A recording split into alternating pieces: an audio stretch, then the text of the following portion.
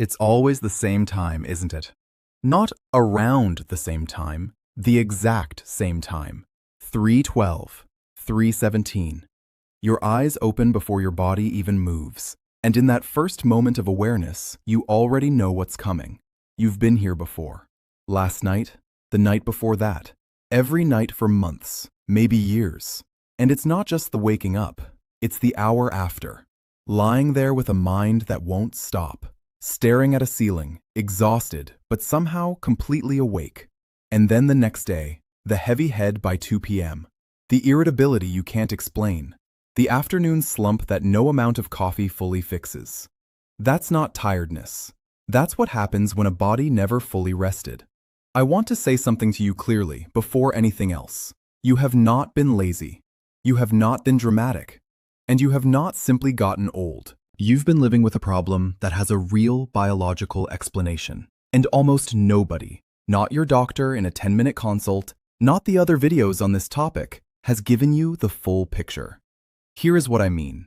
If you've already watched videos on nocturia, on waking up at night to urinate, and you left still wondering exactly what to take, when to take it, and why nothing has fully worked yet, this video was made for that frustration.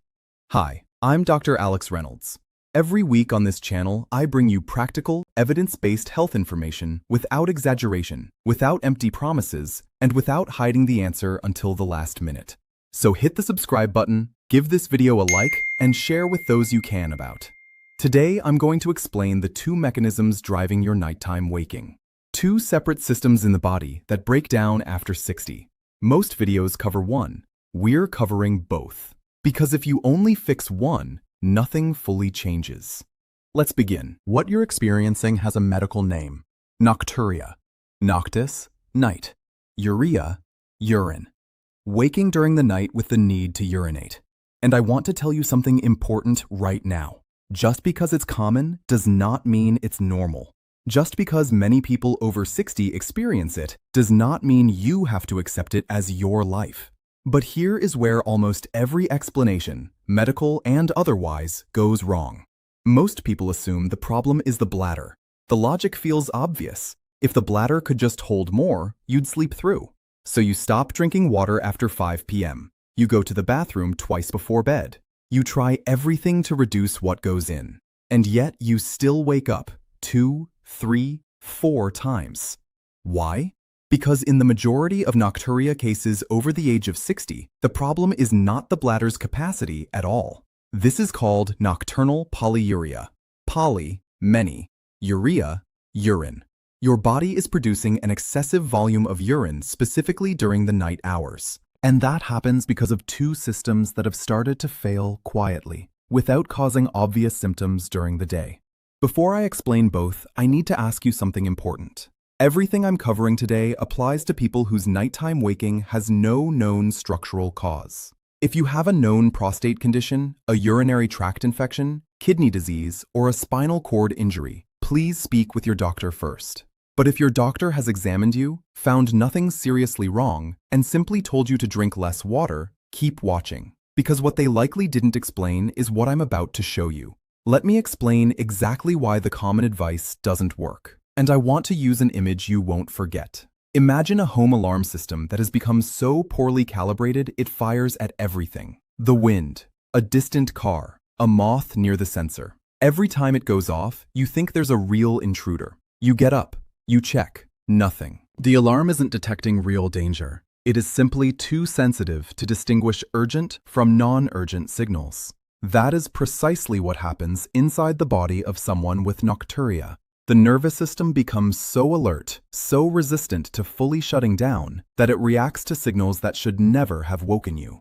A bladder that contains a small, manageable amount of urine, the kind a 35-year-old brain would ignore completely and continue sleeping, now registers as urgent. Not because the bladder is full, because the brain never truly switched off. And here is the second piece, the one the alarm metaphor doesn't cover. Even if your nervous system calmed down tonight, there's another problem running in parallel: your kidneys.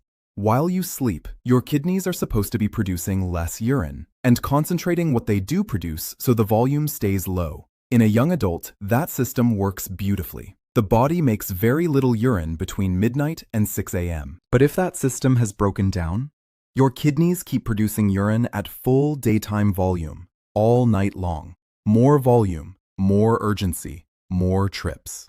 2 problems, 2 systems, 2 solutions. Let's look at each one. The first mechanism starts with a nutrient so small it could fit in the tip of a teaspoon. Vitamin B1, also known as thiamine. Now, before you move on, I am not going to tell you that vitamin B1 is a miracle that will put you to sleep instantly. That would be dishonest, and this channel doesn't work that way. What I'm going to tell you is something more specific and more real. Vitamin B1 is essential for the production of GABA, gamma-aminobutyric acid. GABA is the brain's primary inhibitory neurotransmitter. Think of it as the conductor of an orchestra. When the conductor is present and directing with clarity, every instrument plays at the right moment at the right volume. The music is harmonious, controlled. But when the conductor is absent, instruments begin playing when they shouldn't. Too loud, at the wrong time. The result isn't music, it's noise. That is what happens inside the nervous system when B1 levels are low. GABA production drops. The brain loses its ability to inhibit non-urgent signals. Nerve signals fire at night when they should be silent. And one of those unnecessary signals is the pressure coming from a half-filled bladder, something the brain should quietly acknowledge and choose to ignore. Instead, it wakes you. Now, why does B1 deficiency happen so often in people over 60? There are 4 reasons, and they tend to occur together. First, the small intestine naturally reduces its ability to absorb water-soluble vitamins with age. B1 is one of the most affected. Second, regular consumption of sugar, alcohol, and even coffee accelerates B1 depletion because the body burns through it to metabolize those substances. Third, certain common medications, particularly loop diuretics, increase B1 loss through urine. Many people over 60 take these without knowing this. Fourth, almost no doctor checks B1 levels during a standard blood panel. The deficiency builds quietly over years, while the nighttime symptoms get worse. And here is something that a primary care physician described recently. She said, "In a rushed 10-minute consult, we simply don't have time to explain the GABA nervous system loop. We default to standard protocol, restrict fluids, prescribe a medication, and move on." That is not a failure of the physician. It is a failure of the system. And it is why you are here, now. The second mechanism. And this is the one I want you to pay close attention to, because this is where almost every video, every article, every well-meaning doctor stops short. They explain the nervous system, they explain the sleep depth, and they never explain what is happening in your kidneys at 3 in the morning. Your body produces a hormone called ADH, antidiuretic hormone, also called vasopressin. ADH has one essential job at night. It signals the kidneys to concentrate urine, to produce less of it and make it more dense so the volume stays low and you can sleep 8 hours without needing to go. In a healthy young adult, ADH production peaks during the nighttime hours. The kidneys respond, the volume drops, sleep continues undisturbed. Here is what happens after 60. I want you to picture a factory that runs 24 hours a day. During the day shift, production runs at full volume. That's normal. At night, a specific worker comes in whose only job is to slow things down, to reduce output, to keep the factory quiet while everything rests. That worker is ADH. After 60, 2 things happen to ADH. 1. Overall production declines. 2. The timing shifts. ADH peaks earlier in the evening, sometimes before you've even gone to bed, which means by 2 a.m., 3 a.m., your kidneys have lost their signal to slow down. The result? Your kidneys produce full daytime volume urine all through the night. Not because something is wrong with your bladder, because your kidneys simply weren't told to stop. This condition is called nocturnal polyuria, and research shows it accounts for the majority of nocturia cases in older adults. Yet almost no doctor explains it, and almost no video on this platform has covered it. Until now. Here is why this matters so much for your treatment. If you only address the nervous system, only take B1, only improve sleep depth, but your kidneys are still producing too much urine at night, you will still wake up. Less often, perhaps, but still, both switches need to be turned back on. So what supports ADH and healthier kidney function at night?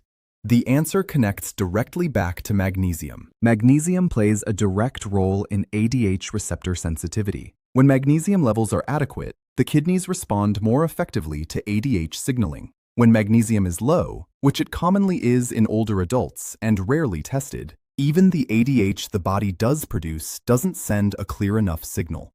B1 and magnesium are not two separate supplements you happen to take. They are two parts of the same repair. This is the section I want you to screenshot or write down, because this is the specific information most people leave other videos still looking for. Let me break it into 3 clear steps. Step 1. B1, thiamine or benfotiamine. There are 2 forms of B1, and the confusion between them is causing real problems. Standard thiamine, the form found in most pharmacy supplements. Dose, 50 to 100 milligrams. Take this at 6 p.m. to 7 p.m. with food. Benfotiamine, a fat-soluble form of B1 that crosses the blood-brain barrier more efficiently, reaching the nervous system faster and at a lower dose. Dose, 25 to 50 milligrams. Take this also at 6 p.m. to 7 p.m. with food. Which should you take? Either can work. Benfotiamine is more bioavailable and often preferred for nervous system support. Standard thiamine is more widely available and effective when taken correctly. Now, and this is critical, do not substitute a B-complex vitamin. B-complex contains multiple B vitamins together, several of which are stimulating to the nervous system. Taking a B-complex in the evening can create the exact opposite effect of what you want. This is why some people try B vitamins for sleep and feel more wired, not less. You need isolated B1 or benfotiamine, not a complex. Step 2. Magnesium glycinate or malate. Dose, 200 to 400 milligrams. Take this at 8 p.m., separate from B1 by at least 1 hour. Take it with a small snack if it causes any stomach discomfort. Why glycinate or malate specifically? These forms are the most absorbable and the gentlest on digestion. Magnesium oxide, the cheapest and most common form in pharmacies, has poor absorption and is unlikely to support the functions we're discussing. Step 3. Redistribute your water. Don't restrict it. This is where most advice gets it wrong. The goal is not to drink less, it is to drink at the right times. Front-load your water intake. Drink the majority before 2 p.m. Continue moderate hydration through the afternoon. After 5 p.m., taper gradually. When you deprive yourself of water all day and feel thirsty at night, the body overcompensates, and the kidneys often produce more overnight, not less. Proper daytime hydration actually supports more stable nighttime kidney function. Please speak with your doctor before starting any supplement, especially if you take diuretics, blood pressure medications, or diabetes medications. B1 and magnesium are generally very safe, but your individual context always matters. I want to be completely honest about timing. Because unrealistic expectations are the single most common reason people stop before the protocol has a chance to work, the body does not respond to deficiency correction like a light switch. If you've been sleeping poorly for months, your nervous system has learned that pattern. Changing it takes consistent signaling over time. Here is what to realistically expect. In the first 1 to 2 weeks, you may not notice a dramatic change. That's normal. But watch for this specific early sign. When you do wake up during the night, do you fall back asleep within 5 minutes? Or do you lie there for 45 minutes, mind running, before finally drifting off? That shift, falling back to sleep faster, is usually the first thing people notice. It is not the finish line. It is the first signal that the nervous system is recalibrating. In weeks 3 and 4, most people begin to notice a real reduction in frequency. 4 trips becomes 2. 2 becomes 1. Sleep feels slightly deeper. Even on nights it's still interrupted. After 6 to 8 weeks of consistency, full nights of uninterrupted sleep become more frequent. The mornings feel different, clearer, more rested. Not because something artificial put you to sleep, but because the body's own systems are finally doing their job again. One thing worth noting, if your wake-up time shifts depending on when you go to bed, If you go to sleep at 9 p.m. and wake at midnight, but go to sleep at 11 p.m. and wake at 2 a.m., that pattern points more strongly toward the ADH mechanism and may take slightly longer to respond. If your wake-up is always fixed, always 3 a.m. regardless of when you slept, the nervous system mechanism is likely the primary driver. Pay attention to your own pattern. It tells you something real. The protocol works best when the environment supports it. These 4 adjustments cost nothing. 1. Turn off screens 30 minutes before bed. Blue light suppresses melatonin and holds the nervous system in daytime alert mode. Even with B1 on board, a screen-stimulated brain fights the wind-down process. 2. Cool your room to between 18 and 20 degrees Celsius. The body must lower its core temperature to enter deep sleep. A warm room forces the body to actively work to cool itself all night, and that effort fragments sleep silently. 3. Light movement during the day. Even a 20-minute walk improves nighttime nervous system regulation. This isn't about fitness. It's about clearing cortisol and adrenaline during daylight hours so they aren't circulating at 3 a.m. 4. Keep a consistent sleep schedule, including weekends.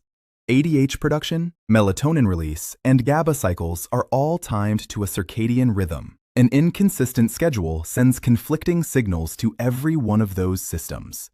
Before we close, one important note. Everything I've shared today applies to functional nocturia, waking at night without pain, burning, or alarming symptoms. If you experience burning when you urinate, blood in your urine, fever, lower back pain, or symptoms that are worsening week after week, do not wait. See your doctor. Those are signs of something that requires proper evaluation.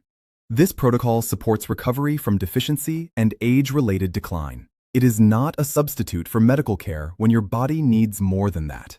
I want to leave you with something. If you've been waking up 3 or 4 times every night, if you've quietly accepted it as just getting older, if you've tried things that haven't worked, I want you to know that is not your destiny. It never was. Your body is not broken. It is out of balance. And systems that are out of balance can be brought back. Not instantly, not overnight, but consistently with the right signals. Over time, they respond. You deserve real sleep. And the information to get there, you now have it. If this video gave you something you haven't heard before, hit like right now. Subscribe and turn on notifications. Every week, we cover practical health science for people who want to understand their body, not just manage symptoms. And share this with someone you care about who has been losing sleep. Sometimes, the most useful thing you can give someone is the right explanation. Now, I want to hear from you. Tell me in the comments, does your wake-up happen at the same time every night? Always 3 a.m., always 4 a.m., regardless of when you went to bed? Or does it shift depending on your bedtime? Go to sleep at 9 p.m., wake at midnight. Sleep at 11 p.m., wake at 2 a.m. That one detail tells me which mechanism is the primary driver for you, and I will reply to as many of you as I can with exactly what to focus on first. I'm Dr. Alex Reynolds. Take care of your sleep because it is the foundation of everything else. I'll see you in the next one.